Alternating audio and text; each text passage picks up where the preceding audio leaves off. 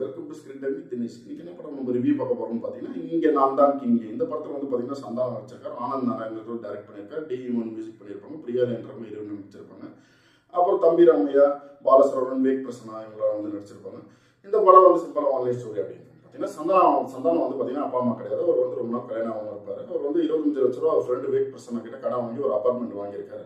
அவருக்கு வந்து மனோபாலம் வந்து பார்த்தீங்கன்னா அந்த மேட்ரிமோனி புரோக்கராக இருக்காரு.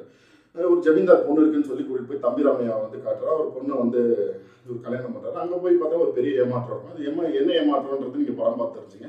அப்புறம் மொத்த ஃபேமிலியை வந்து சந்தானம் வீட்டில் வந்து ஸ்டே பண்ணுறாங்க. சந்தானம் கூட இருப்பாங்க. சந்தானம் ஃப்ரெண்டு தான் விவேக் பிரசன்னா ஒரு மேட்ரிமோனி கம்பெனி வச்சிருப்பாரு. அங்கே தான் வந்து சந்தானமும் வேலை செஞ்சுட்டு இருப்பாரு. அந்த ஆஃபீஸ் பார்ட்டி ஒன்று கண்டக்ட் பண்ண விவேக் பிரசன்னா. அங்கே வந்து பார்த்தீங்கன்னா தம்பி ராமையாவும் பாலசரவணனும் வந்து ஒரு பிரச்சனை பண்ணிடுறாங்க. அதில் வந்து விவேக் பிரசன்னாக்கும் சந்தானத்துக்கும் ஒரு மோதல் ஏற்படுது. என்கிட்ட வாங்கின காசு திருப்பி கொடு அப்படின்றாங்க. அப்புறம் விவேக் பிரசன்னா வந்து இந்த படத்தில் டியூல் ரோல் பண்ணிடுவார். அவரை மாதிரி இருக்கிற